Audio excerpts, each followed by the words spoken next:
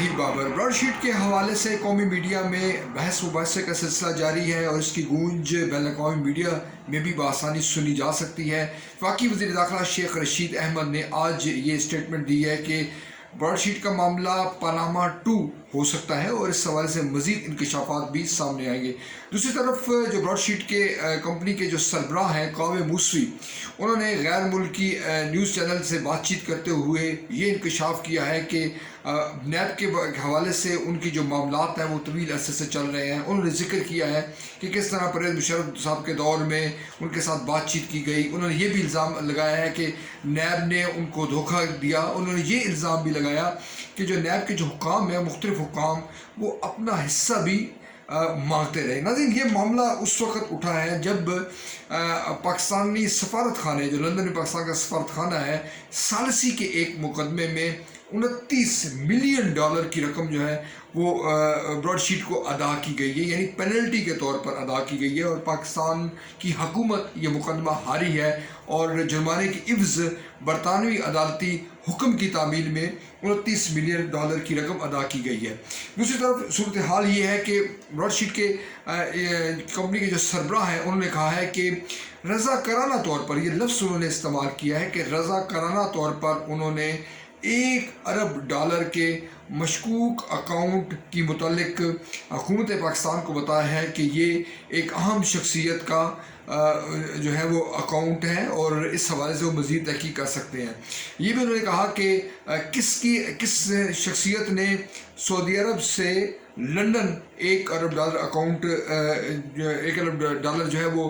بھیجا، اس حوالے سے بھی وہ بتا سکتے ہیں۔ وہ یہ شکوہ کرتے چلے آ رہے ہیں کہ مختلف جو پاکستانی حکام ہیں، جب وہ ان سے بات کرتے ہیں تو وہ اپنا حصہ طلب کرتے ہیں۔ یہ بھی الزام لگایا کہ جو نیب کے حکام ہیں وہ اپنی بات پر قائم نہیں رہتے اور اس حوالے سے ان کے ساتھ مبینہ طور پر یہ ان کا دعویٰ ہے کہ ان کے ساتھ دھوکہ کیا جاتا ہے۔ ناظرین، صورتحال کی جو سنگینی ہے وہ ظاہر ہو رہی ہے، اور ایک برطانیہ کی کمپنی ہے اور ایک برطانیہ کی کمپنی کے سربراہ ہیں اور وہ میڈیا کو یہ انکشافات کر رہے ہیں۔ یہ بھی انہوں نے دعویٰ کیا ہے کہ حکومت پاکستان کے ساتھ ان کی بات چیت چل رہی ہے اور ہو سکتا ہے کہ آنے والے دنوں میں حکومت پاکستان کے ساتھ ان کا کوئی معاہدہ ہو جائے کہ جو پاکستان کے جو سیاستدان ہیں یا دیگر جو اہم شخصیات ہیں، کس انداز میں وہ رقوم کی غیر ملک منتقلی کرتے رہے، کون کون سے مشکوک اکاؤنٹس ہیں۔ یہ بھی انہوں نے دعویٰ کیا ہے کہ ان کے پاس بہت ساری معلومات ہیں جو وقت آنے پر وہ افشا کریں گے۔ ناظرین، دوسری طرف وزیر اعظم عمران خان کے حوالے سے ان کا کہنا ہے کہ وہ یہ سمجھتے ہیں کہ وزیر اعظم عمران خان ایماندار شخصیت ہیں اور وہ کچھ کرنا چاہتے ہیں، مگر ٹیم کے حوالے سے انہوں نے سوالات اٹھائے ہیں کہ کیا ان کے ساتھ جو ان کے رفقا ہیں وہ بھی اس حوالے سے سنجیدہ ہیں کہ پاکستان سے جو لوٹی ہوئی رقم جو بیرون ملک منتقل کی گئی، مختلف شکلوں میں مشکوک ٹرانزیکشن کی گئی، اس میں وہ بھی دلچسپی رکھتے ہیں، ان کی ٹیم کے اراکین، کہ کیا وہ رقم پاکستان میں واپس لائی جائے یا نہ لائی جائے۔ ناظرین، وطن عزیز میں جو احتساب کا معاملہ ہے وہ جیسے کہ پہلے بھی ذکر کیا جا چکا ہے، وہ ہمیشہ سے مشکوک چلا آتا ہے، اور جو ناقدین ہیں وہ یہ کہتے ہیں کہ ہر حکمران نے نیب کو یا احتساب کے عمل کو اپنے اقتدار کو دوام بخشنے کے لیے استعمال کیا۔ اس نے یہ کوشش نہیں کی کہ کسی طرح سے لوٹی ہوئی رقم بیرون ملک سے واپس آ جائے، بلکہ اس نے یہ کوشش کی کہ کس انداز میں اپنے مخالفین کو زج کیا جائے، اپنے مخالفین کے گرد گھیرا تنگ کیا جائے، اور اس کے نتیجے میں اور اس کے بعد اس سے اپنے مرضی کے اس سے مطالبات منظور کروائے جائے۔ ناظرین، یہاں پر جو براڈ شیٹ کمپنی کے سربراہ ہیں، انہوں نے یہ بھی الزام عائد کیا کہ جب وہ کسی بھی مشکوک اکاؤنٹ کے متعلق نیب سے، اس وقت کی یہ موجودہ نیب نہیں، اس وقت کی جو نیب سی پرویز مشرف صاحب کے دور میں، اس سے جب وہ شیئر کرتے تھے معاملات، اس کے نتیجے میں اس اکاؤنٹ سے پیسے منتقل کر دیے جاتے تھے، اور جب وہ اس بات کا شکوہ کرتے تھے تو انہیں کہا جاتا تھا کہ وہ اس حوالے سے خاموشی اختیار کریں۔ یہ بڑے سنگین الزامات ہیں، اور ایک برطانوی کمپنی ہے جس کا کام ہی کھوج لگانا ہے، جو ایک ذمہ دار ادارے کی حیثیت سے موجود ہے، اور اس کا سربراہ मीडिया में ये इल्ज़ामात आयद कर रहा है। नाज़रीन, दूसरी तरफ उन्होंने मिसाल दी है ब्रॉडशीट के जो कंपनी के सरबराह हैं कि आफ्ताब शेरपाव का उन्होंने हवाला दिया कि किस तरह आफ्ताब शेरपाव के एक मशकूक अकाउंट का उन्होंने सुराग लगाया, उन्होंने लाखों डॉलर इस पर खर्च किए और जब बताया गया तो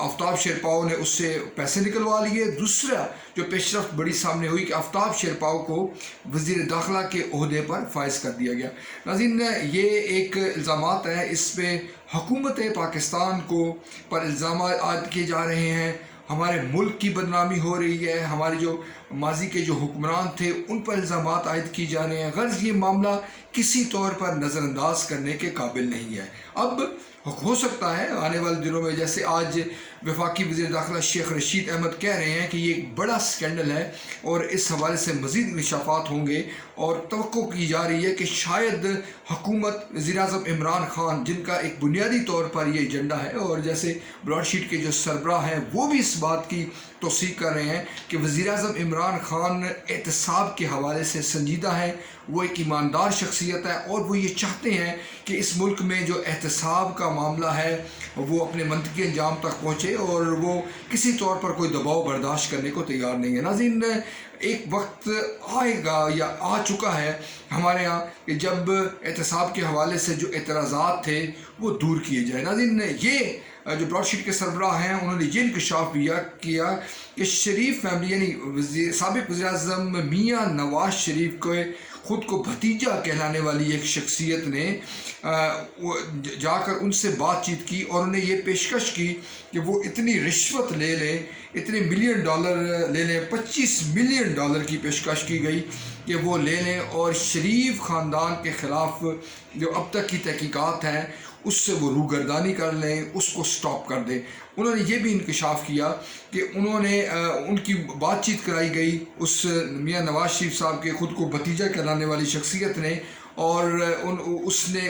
साबिक़ वज़ीर नवाज शरीफ से बात कराई जो कि उन्होंने आवाज़ पहचानी कि वो नवाज शरीफ की ही आवाज़ थी। यानी कि ये मामला अब लगता है कि ये फैलेगा, इसकी मज़ीद तहकीकात हो सकती हैं और कभी इम्कान है कि इन मामलात को हुकूमत यानी कि वज़ीर-ए-आज़म इमरान खान खुद ज़ाती तौर पर एड्रेस करें और इस मामले को मज़ीद आगे बढ़ाएं। नाज़रीन, करप्शन के हवाले से जो पाकिस्तान की जो सियासत है इसमें जो नैरेटिव था करप्शन के हवाले से, जो बयानिया मजबूत किया वो वज़ीर-ए-आज़म इमरान खान ने किया और फिर देखा, दुनिया ने देखा कि वज़ीर-ए-आज़म इमरान खान ने दो बड़ी जो जमातें हैं बिलखुसूस पाकिस्तान मुस्लिम लीग नून और पाकिस्तान पीपल्स पार्टी की क़यादत को हिट किया और ये दावा किया कि ये करप्ट है और ये माल बनाते हैं और उसके बाद ब्लैक मनी सियासत से कमाते हैं, बैरून मुल्क मुंतकिल करते हैं और उसके बाद फिर दोबारा से उसी ब्लैक मनी के ज़रिए दोबारा से इक़्तिदार में आ जाते हैं। यानी गर्ज़ एक पूरी चेन बताई गई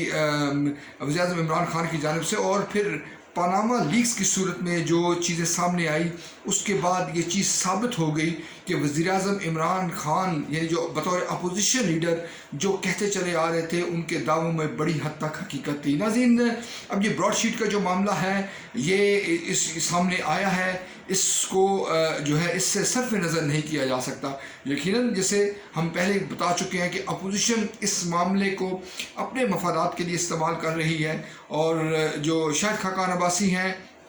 जो मरियम औरंगज़ेब है और जो दीगर जो मुस्लिम लीग नून के रहनुमा हैं वो हुकूमत को हिट कर रहे हैं। जो शहजाद अकबर साहब हैं उन्होंने मरियम औरंगज़ेब पर हद तक इज़्ज़त का इस ज़िम्मे में दावा भी दायर कर दिया है और जो ब्रॉडशीट के सरबराह हैं उन्होंने ये बात भी तस्लीम की है कि जो उनसे मुलाकात करने वाली मौजूदा हुकूमत की शख्सियत थी वो शहजाद अकबर नहीं थे। अब ये मामला जो हद तक इज़्ज़त का मामला है ये कहाँ जाता है, मगर कौमी सियासत में अब इसकी गूंज बाकी रहेगी और तवक्कुआत के ऐन मुताबिक अपोजिशन हुकूमत को हदफ बनाएगी, हुकूमत अपनी जस्टिफिकेशन पेश करेगी। गर्ज ये एक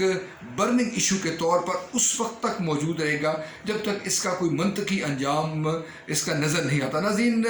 کرپشن کے حوالے سے، بدعنوانی کے حوالے سے جو نیب پہلے ہی دباؤ کا شکار ہے اور برڈ شیٹ کا معاملہ سامنے آنے کے بعد مزید دباؤ کا شکار ہوگی، مگر اس کے لیے ضروری ہے کہ اب کسی نہ کسی سطح پر یہ فیصلہ کیا جائے۔ وہ جو متنازع امور ہے جو ایک دوسرے پر الزامات کی شکل میں لگائے جا رہے ہیں، اس کا فیصلہ ہونا چاہیے تاکہ جو احتساب کا عمل ہے جس کے بارے میں شکوک و شبہات پیدا کیے جا رہے ہیں وہ بڑی حد تک دور ہو جائے۔